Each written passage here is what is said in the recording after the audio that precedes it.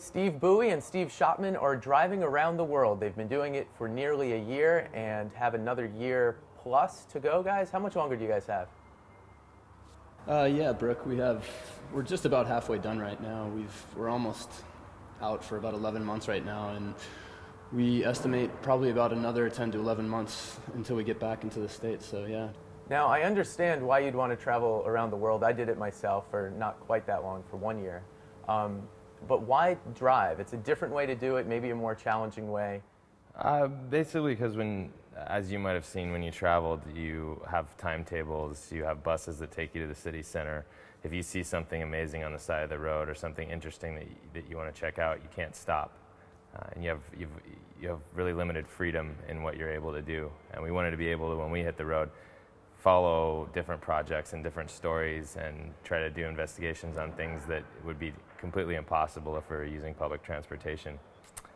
So getting a couple cars, we're able to go take one of the most difficult roads to drive through Western Mongolia, or travel to small projects like the ecotourism training center that we went to in Koh Lak, Thailand.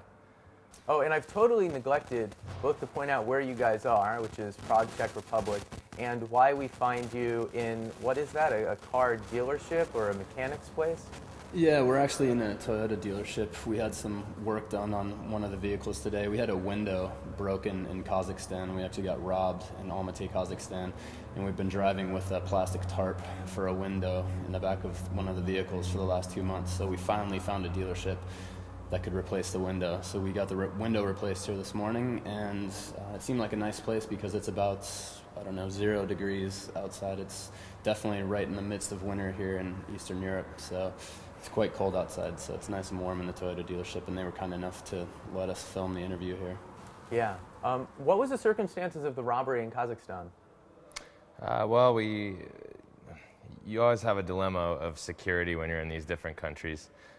And you're in a new place each day. So we had to park the car somewhere, and we parked it on the street, on a quite busy street, right in front of a store that was open 24 hours a day. And that same street had police driving up and down it 24 hours a day, so we thought it would be a safe enough place to park the trucks. We had left a few somewhat valuable things in the truck, but that was because the hotel that we were in seemed even less secure than leaving the car parked on the street. And I guess being on the road for a while, you could maybe say that we got sloppy by leaving the car there, but sometimes you just have no choice. And in this case, we left the car, and someone found it and broke in, and it stole one of our cameras and some other equipment that we had in there. Yeah. I also think it's kind of a numbers game, because I did stupid things and nothing happened, and I did not especially stupid things and got burnt for it. Like, I had my camera computer stolen out of the back of a car in Barcelona, and I think just being out there so long, eventually the numbers are going to catch up with you. Yeah, definitely. I agree with that 100%. Learn from it, take what you can, and for us in our position, we have really no choice but to keep, pushing forward. Well, you certainly can't fly home unless you're going to leave those trucks there.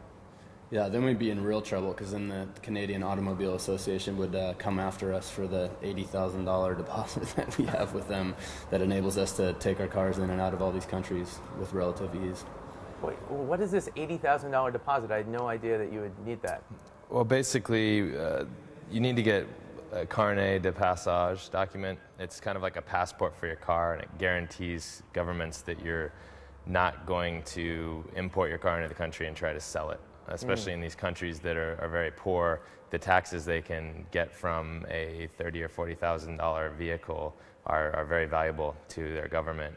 So they want to have some sort of guarantee. So you have to put up the guarantee with the Canadian Automobile Association. They issue this document, and then if you don't bring the car back to the country of origin, for us as the United States, then they have to, or the country can come to get that money from the Canadian Automobile Association. So let's talk about those trucks and what you've been doing in them. How many of you started on this? How many are doing it now? How many have come and gone? It seems like quite an operation.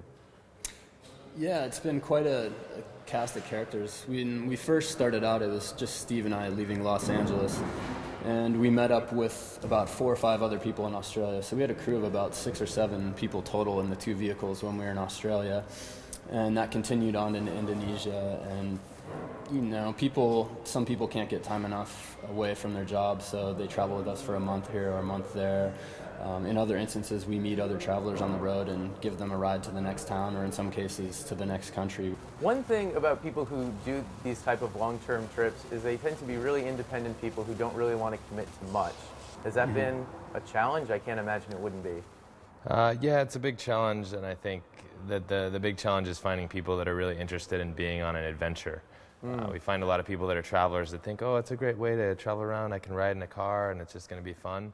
But it is an adventure, and we get ourselves into dangerous situations. Like in Western Mongolia, we're navigating with a compass and binoculars for 10 days on trails, essentially not even roads. And Brennan, who was with us, you could definitely tell that he thought maybe he got himself in over his head a little bit riding with us in the trucks, because it certainly was scary some days when you're lost and it's -20 outside and you're running out of food and water and gasoline for the trucks. And then other people, their agenda is just to have a good time and play around, but of course we're filming and we're writing blogs and we're producing content for the website. So I think one of the hardest things is to find someone that says, I really want to go on an adventure driving cars around the world, not just a vacation with a backpack. So I will not even think about asking you the favorite place question, because if there's one thing I could stop the world from doing, it's asking me that. But there must be a few places that stand out, stories that stand out, if not places, people, whatever. Yeah, for me, Mongolia is just a fascinating place. I mean, there's so many adjectives that you can use to describe it. It's like stepping back in time. I mean, you can't really compare it to any place else. The people were so warm and friendly and accommodating and helpful. I mean, it's just countless encounters with people who wanted to help us out, and it's just such an amazingly beautiful country. So I'd have to say Mongolia probably tops my list of places so far. And for me, I mean, I flew back for one of the weeks that we were there in Mongolia, but the 3 weeks out of that month I spent there were just, I would agree, it was just an incredible place, because it's like stepping completely out of your comfort zone, and the adventure that we had, especially going through Western Mongolia, was something that you could never expect and would never trade for the world.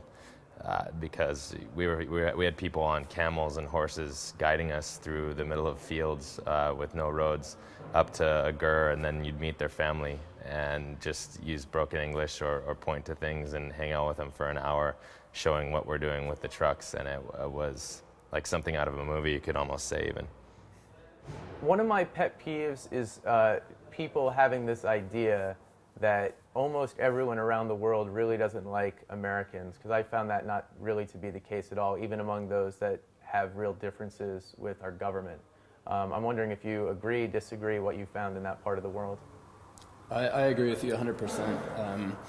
We really haven't met anyone who hasn't liked us personally as Americans. Obviously, people we meet, you kind of get into those political discussions from time to time, but nobody has any problems really with Americans, and especially traveling through Central Asia in places like Uzbekistan or Kazakhstan, especially Uzbekistan, where they had some difficulties with the United States government. Everybody was so friendly, and it never really came up. Actually, the only people who really kind of have issues with Americans seem to be some of the other travelers that we meet. But the people in these countries that we meet, yeah, it's been great. We haven't had a problem with that whatsoever. I mean, I think, I haven't seen a poll, but I wouldn't be surprised if President Bush's approval rating is higher in Australia than it is in the USA. I would say worldwide you'd be looking at an approval rating much higher than the USA. Because, really? Of course, we get all the negative news all the time about what's happening, and we never find out all of the positive things that America has done and still is doing, which is one thing that we try to film as much as we can. We have a relationship with USAID, and as we go through these countries, we always try to find the positive things that are going on. We spend millions of dollars in aid, as does the European Union, but it seems like the only news that comes back is all of the bad things that have happened in the world.